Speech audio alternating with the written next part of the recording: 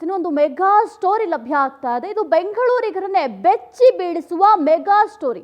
ಹಾಗಾದ್ರೆ ಅಂಥದ್ದೇನಾಯ್ತು ಬೆಂಗಳೂರಿನಲ್ಲಿ? ಎಸ್, ಬೆಂಗಳೂರಿಗರನ್ನೇ ಬೆಚ್ಚಿ ಬೀಳಿಸುವ ಮೆಗಾ ಸ್ಟೋರಿ ಇದು. ರಾಜಧಾನಿಯಲ್ಲಿ ಹಾಡ ಹಗಲೇ ನಡೆಯಿತು ಬಿಗ್ ರಾಬರಿ. ಉದ್ಯಮಿಯಿಂದ ಬರೋಬ್ಬರಿ 2 ಕೋಟಿಯನ್ನು ಎಗರಿಸಿ ಪರಾರಿಯಾಗಿದ್ದಾರೆ. ಉದ್ಯಮ ಪ್ರಾರಂಭಿಸಲು ಕೂಡಿಟ್ಟಿದ್ದ 2 ಕೋಟಿ ಕಳ್ಳರ ಪಾಲಾಗಿದೆ. ವಿದ್ಯಾರಣ್ಯಪುರ ಪೊಲೀಸ್ ಠಾಣೆಯಲ್ಲಿ ಎಫ್ಐಆರ್ ಕೂಡ ಈಗ ದಾಖಲಾಗಿದೆ. 2 ಕೋಟಿ ನಗದು 4 ಮೊಬೈಲ್ಗಳನ್ನ ಕದ್ದೊಯ್ದಿದ್ದಾರೆ ಕಳ್ಳರು. ಉದ್ಯಮವನ್ನ ಪ್ರಾರಂಭಿಸಲು 2 ಕೋಟಿಯನ್ನ ಕೂಡಿಟ್ಟಿದ್ರು. ಆದ್ರೆ ಈಗ ಆ 2 ಕೋಟಿಯು ಕೂಡ ಕಳ್ಳರ ಪಾಲಾಗಿದೆ.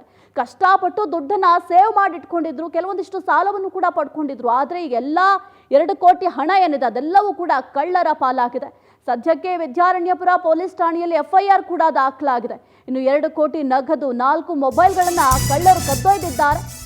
ಇನ್ನು ಯಂತ್ರೋಪಕರಣ ಖರೀದಿಗೆ ಅಂತ ಕೂಡಿಟ್ಟಿದ್ದ 2 ಕೋಟಿ ಹಣ ಜರ್ಮನಿ ಯಂತ್ರೋಪಕರಣ ಕಂಪನಿಗೆ ಕಳಿಸಬೇಕಾಗಿತ್ತು. ಈ ಹಣವನ್ನ ಕುಂದಾನ್ ಎಕೆ ಎಂಟರ್ಪ್ರೈಸಸ್ ಶಾಪ್ನಲ್ಲಿ ನಡೆದಿರುವಂತಹ ಘಟನೆ ಇದು. ಉದ್ಯಮಿ ಶ್ರೀಹರ್ಷ ಅನ್ನೋರಿಗೆ ಸೇರಿದ 2 ಕೋಟಿ ರೂಪಾಯಿ ಹಣ. ಕೋಲ್ಡ್ ಪ್ರೆಸ್ಡ್ ಆಯಿಲ್ ಉದ್ಯಮ ಆರಂಭಿಸಲು 2 ಕೋಟಿ ಸಾಲವನ್ನ ಪಡೆದಿದ್ರು. ಸ್ನೇಹಿತರ ಬಳಿ 2 ಕೋಟಿ ಸಾಲವನ್ನ ಮಾಡಿದ್ದ ಉದ್ಯಮಿ ಶ್ರೀಹರ್ಷ 2 ಕೋಟಿ ಹಣ USDT ಕರೆನ್ಸಿಗೆ ಕನ್ವರ್ಟ್ ಮಾಡಬೇಕಾಗಿತ್ತು. ಈ ಕುರಿತಂತೆ ತನ್ನ ಸ್ನೇಹಿತರ ಬಳಿ ಹೇಳ್ಕೊಂಡಿದ್ದ ಶ್ರೀಹರ್ಷ ಈ ವೇಳೆ ನಾರಾಯಣ ಭರತ್ ಅನ್ನೋರ ಪರಿಚಯ ಕೂಡ ಮಾಡಿದ್ರು. ಆಗ ಅವರು ಬೆಂಜಮಿನ್ ಹರ್ಷ ಎಂಬಾತನ್ನ ಪರಿಚಯಿಸ್ತಾರೆ. ಇವರ ಕಡೆಯಿಂದ ನಿನ್ನ ಕೆಲಸ ಆಗತ್ತೆ ಅಂತ ತಿಳಿಸಿರ್ತಾರೆ. ಆಗ 2 ಕೋಟಿ ಹಣವನ್ನ ತರುವಂತೆ ಬೆಂಜಮಿನ್ ಹರ್ಷ ಹೇಳಿದ್ರು. ಯಂತ್ರೋಪಕರಣ ಖರೀದಿಗೆ ಅಂತ ಕೂಡಿಟ್ಟಿದ್ದ 2 ಕೋಟಿ ಹಣವನ್ನ ತಂದಿದ್ದಾರೆ. ಜರ್ಮನಿ ಯಂತ್ರೋಪಕರಣ ಕಂಪನಿಗೆ ಈ ಹಣವನ್ನ ಕಳಿಸಬೇಕಾಗಿತ್ತು. ಇನ್ನು ನೀವು ಕೂಡ ಗಮನಿಸ್ತಾ ಇದ್ದೀರಾ, ಅವರು ಪಾಪ ಸಾಲ ಗಿಲ ಮಾಡಿ ಒಂದು ಕಂಪನಿಯನ್ನ ಪ್ರಾರಂಭ ಮಾಡಬೇಕು. ಒಂದು ಕಂಪನಿಗೆ ಕೆಲವೊಂದಿಷ್ಟು ಯಂತ್ರೋಪಕರಣವನ್ನ ಖರೀದಿ ಮಾಡಬೇಕಂದ್ರೆ ಹಣವನ್ನ ಕಳಿಸಬೇಕಾಗಿತ್ತು. ಹಾಗಾಗಿ ಸಾಲವನ್ನ ಮಾಡಿ 2 ಕೋಟಿಯನ್ನ ಇಟ್ಕೊಂಡಿದ್ರು. ಆ ಸಂದರ್ಭದಲ್ಲಿ ಆ ಹಣವನ್ನ ಹಾಡ ಹಗಲೇ ಕಳ್ಳರ ಪಾಲಾಗಿದೆ ಆ ಹಣ. ಇನ್ನು ಕುಂದಾನ್ ಎಕೆ ಎಂಟರ್ಪ್ರೈಸಸ್ ಶಾಪ್ನಲ್ಲಿ ನಡೆದಿರುವಂತಹ ಘಟನೆ. ಉದ್ಯಮಿ ಶ್ರೀಹರ್ಷ ಅನ್ನೋರಿಗೆ ಈ 2 ಕೋಟಿ ಹಣ ಸೇರಿದೆ. ಕೋಲ್ಡ್ ಪ್ರೆಸ್ಡ್ ಆಯಿಲ್ ಉದ್ಯಮವನ್ನ ಆರಂಭಿಸಲು ಅಂತ ಈ 2 ಕೋಟಿಯನ್ನ ಹಣವನ್ನ ಸಾಲವಾಗಿ ಪಡ್ಕೊಂಡಿದ್ರು. ತನ್ನ ಸ್ನೇಹಿತರ ಬಳಿ ಹೋಗಿ 2 ಕೋಟಿ ಸಾಲವನ್ನ ಮಾಡಿದ್ರು. ನಾನು ಒಂದು ಉದ್ಯಮವನ್ನ ಪ್ರಾರಂಭ ಮಾಡ್ತೀನಿ, 2 ಕೋಟಿ ಸಾಲ ಕೊಡಿ ಅಂತ ಕೇಳಿ ಪಡ್ಕೊಂಡಿದ್ರು ಶ್ರೀಹರ್ಷ. ಇನ್ನು ಈ 2 ಕೋಟಿ ಹಣವನ್ನ USDT ಕರೆನ್ಸಿಗೆ ಕನ್ವರ್ಟ್ ಮಾಡಬೇಕಾಗಿತ್ತು.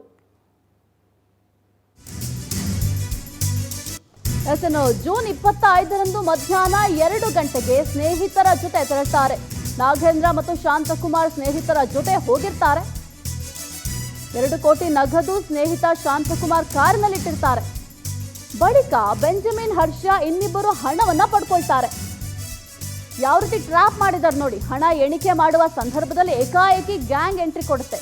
6-7 ಜನರು ಚಾಕುವನ್ನ ತೋರಿಸಿ ಬೆದರಿಸಿ ಹಣ ಮೊಬೈಲ್ ಕಸಿದು ಪರಾರಿಯಾಗಿದ್ದಾರೆ. ಜೂನ್ 25ರಂದು ಮಧ್ಯಾಹ್ನ 2 ಗಂಟೆಗೆ ಸ್ನೇಹಿತರ ಜೊತೆ ತೆರಳುತ್ತಾರೆ. ನಾಗೇಂದ್ರ ಮತ್ತು ಶಾಂತಕುಮಾರ್ ಸ್ನೇಹಿತರ ಜೊತೆ ಹೋಗಿರ್ತಾರೆ. ಇನ್ನು ಆ ಬೆಂಜಮಿನ್ ಹರ್ಷ ಅಂತ ಏನಿದ್ದಾರೆ ಅವರ ಕಾರ್ನಲ್ಲಿ ಹಣವನ್ನ ಇಟ್ಟಿರ್ತಾರೆ. ಬಳಿಕ ಬೆಂಜಮಿನ್ ಹರ್ಷ ಇನ್ನಿಬ್ರು ಹಣವನ್ನ ಪಡ್ಕೊಳ್ತಾರೆ. ನೋಡಿ ಯಾವ ರೀತಿ ಪಾಪ ಆ ಕಷ್ಟಪಟ್ಟು ಕೂಡಿಟ್ಟಂತಹ ಹಣ ಕಳ್ಳರ ಪಾಲಾಗಿದೆ ಅಂತ. ಈ ಕುರಿತಂತೆ ತನ್ನ ಸ್ನೇಹಿತರ ಬಳಿ ಕೂಡ ಶ್ರೀಹರ್ಷ ಹೇಳ್ಕೊಂಡಿದ್ದ ಹಣದ ಬಗ್ಗೆ ಹೇಳ್ಕೊಂಡಿದ್ರು. ಈ ವೇಳೆ ನಾರಾಯಣ ಭರತ್ ಅನ್ನೋರ ಪರಿಚಯವನ್ನ ಮಾಡಿಸ್ತಾರೆ. ಆಗ ಅವ್ರೇನ್ ಮಾಡ್ತಾರೆ, ಏನು ನಾರಾಯಣ ಭರತ್ ಅನ್ನೋರು ಇರ್ತಾರೆ, ಅವರು ಬೆಂಜಮಿನ್ ಹರ್ಷ ಎಂಬಾತನನ್ನ ಪರಿಚಯ ಮಾಡ್ತಾರೆ. ಇವ್ರ ಕಡೆಯಿಂದ ನಿಮ್ಮ ಕೆಲಸ ಆಗತ್ತೆ, ನೀವು ಇವ್ರ ಜೊತೆ ಕಾಂಟ್ಯಾಕ್ಟ್ ಅಲ್ಲಿರಿ, ಇವ್ರು ನಿಮ್ಮೆಲ್ಲ ರೀತಿಯ ಕೆಲಸವನ್ನ ಮಾಡಿಕೊಡ್ತಾರೆ ಅಂತ ಹೇಳಿ ಪರಿಚಯವನ್ನ ಮಾಡಿಸ್ತಾರೆ. ಆಗ 2 ಕೋಟಿ ಹಣವನ್ನು ಕೂಡ ತರುವಂತೆ ಬೆಂಜಮಿನ್ ಹರ್ಷ ಹೇಳ್ತಾರೆ. ಅವರ ಮಾತಿನಂತೆ ಆ ಹಣವನ್ನು ಕೂಡ ತರ್ತಾರೆ. ಇದು ಜೂನ್ 25ರಂದು ಮಧ್ಯಾಹ್ನ 2 ಗಂಟೆಗೆ ಸ್ನೇಹಿತರ ಜೊತೆ ಅವ್ರು ಹೋಗ್ತಾರೆ. ಅಂತಹ ಸಂದರ್ಭದಲ್ಲಿ ಈ ರೀತಿ ಆಗಿರುವಂಥದ್ದು. ನಾಗೇಂದ್ರ ಮತ್ತು ಶಾಂತಕುಮಾರ್ ಸ್ನೇಹಿತರ ಜೊತೆ ಹೋಗಿರ್ತಾರೆ. ಆ 2 ಕೋಟಿ ನಗದನ್ನ ಸ್ನೇಹಿತ ಶಾಂತಕುಮಾರ್ ಕಾರ್ನಲ್ಲೇ ಇಟ್ಟಿರ್ತಾರೆ ನೋಡಿ. ಬಳಿಕ ಬೆಂಜಮಿನ್ ಹರ್ಷ ಮತ್ತು ಇನ್ನಿಬ್ರು ಆ ಹಣವನ್ನು ಪಡ್ಕೊಳ್ತಾರೆ. ಹಣ ಎಣಿಕೆ ಮಾಡುವ ಸಂದರ್ಭದಲ್ಲಿ ಏಕಾಏಕಿ ಗ್ಯಾಂಗ್ ಎಂಟ್ರಿ ಕೊಡುತ್ತೆ. 6-7 ಜನರು ಚಾಕುವನ್ನ ತೋರಿಸಿ ಹೆದರಿಸಿ ಬೆದರಿಸಿ ಆ ಹಣವನ್ನ ಎತ್ಕೊಂಡು ಹೋಗ್ತಾರೆ. ಈ ಕುರಿತು ಹೆಚ್ಚಿನ ಮಾಹಿತಿಯನ್ನು ನೀಡ್ತಾರೆ ನಮ್ಮ ಪ್ರತಿನಿಧಿ ವೆಂಕಟೇಶ್, ಇದು ಬೆಂಗಳೂರನ್ನೇ ಬೆಚ್ಚಿ ಬೀಳಿಸುವಂತಹ ಮೆಗಾ ಸ್ಟೋರಿ, ಹಾಡಹಗಲೇ ಬಿಗ್ ರಾಬರಿ ಆಗಿದೆ. ಏನೆಲ್ಲ ಅಪ್ಡೇಟ್ಸ್ ಇದೆ ಈ ವಿಚಾರಕ್ಕೆ ಸಂಬಂಧಪಟ್ಟಂತೆ?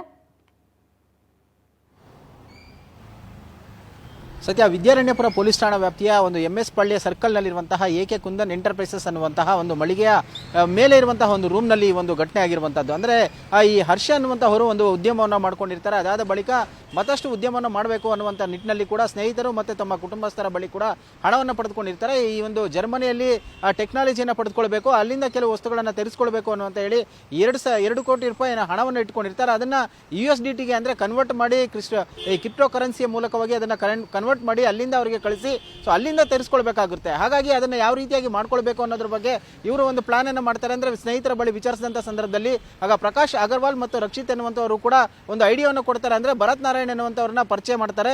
ಇವರ ಮೂಲಕ ಹೋದರೆ ನಿಮಗೆ ಇದು ಈ ಕೆಲಸ ಈಸಿ ಆಗುತ್ತೆ, ಅವರಿಗೆ ಪರಿಚಯ ಇದೆ ಅಂತ ಹೇಳ್ತಾರೆ. ಆಗ ಈ ಭರತ್ ನಾರಾಯಣ್ ಕೂಡ ಈ ವಿಚಾರಕ್ಕೆ ಸಂಬಂಧಪಟ್ಟಂತೆ ಬೆಂಜಿಮನ್ ಹರ್ಷ ಎನ್ನುವಂತಹ ವ್ಯಕ್ತಿಯನ್ನ ಪರಿಚಯ ಮಾಡಿಕೊಟ್ಟು ಆತ ಕೂಡ ಈ ಒಂದು ಕೆಲಸದಲ್ಲಿ ಭಾಗಿಯಾಗಿದ್ದಾನೆ, ಸಾಕಷ್ಟು ವಿದೇಶಗಳಿಂದ ವಸ್ತುಗಳನ್ನು ತರಿಸಿಕೊಡ್ತಾನೆ ಅಂತ ಕೂಡ ಇತರ ವಿಚಾರ ಪರಿಚಯ ಮಾಡಿಕೊಟ್ಟಂತ ಸಂದರ್ಭದಲ್ಲಿ ಎಲ್ಲರೂ ಕೂಡ ಒಂದು ಮೀಟಿಂಗ್ ಅನ್ನು ಮಾಡ್ತಾರೆ. ಅದಾದ ಬಳಿಕ ಒಂದು ಫೈನ್ ಡೇ ನಾವೆಲ್ಲರೂ ಮೀಟ್ ಮಾಡೋಣ, ನಾವು ಇರುವಂತಹ ಹಣವನ್ನು ತರ್ತೇವೆ, ಅದನ್ನು ಯಾವ ರೀತಿಯಾಗಿ ಮಾಡಬೇಕಂತ ಹೇಳಿ ಅಂತ ಹೇಳಿದಾಗ ಅವರು ಓಕೆ ಅಂತ ಹೇಳ್ತಾರೆ. ಆಗ ಈ ಪ್ರಕಾಶ್ ಮತ್ತೆ ಏನು ಸ್ನೇಹಿತ ಶಾಂತಕುಮಾರ್ ಏನಿರ್ತಾರೆ, ಇವರ ಜೊತೆ ಹರ್ಷ 2 ಕೋಟಿ ರೂಪಾಯಿ ಹಣವನ್ನು ಒಂದು ಬಿಳಿ ಬಣ್ಣದ ಒಂದು ಸ್ವಿಫ್ಟ್ ಕಾರ್ನಲ್ಲಿ ತೆಗೆದುಕೊಂಡು ವಿದ್ಯಾರಣ್ಯಪುರ ಬಳಿ ಬರ್ತಾರೆ. ಬರುವಂಥ ಸಂದರ್ಭದಲ್ಲಿ ಅವರು ಕೂಡ ಒಂದು ವಿಳಾಸವನ್ನು ಕೊಡ್ತಾರೆ, ಅಲ್ಲಿಗೆ ಬನ್ನಿ ಅಂತ ಹೇಳಿ.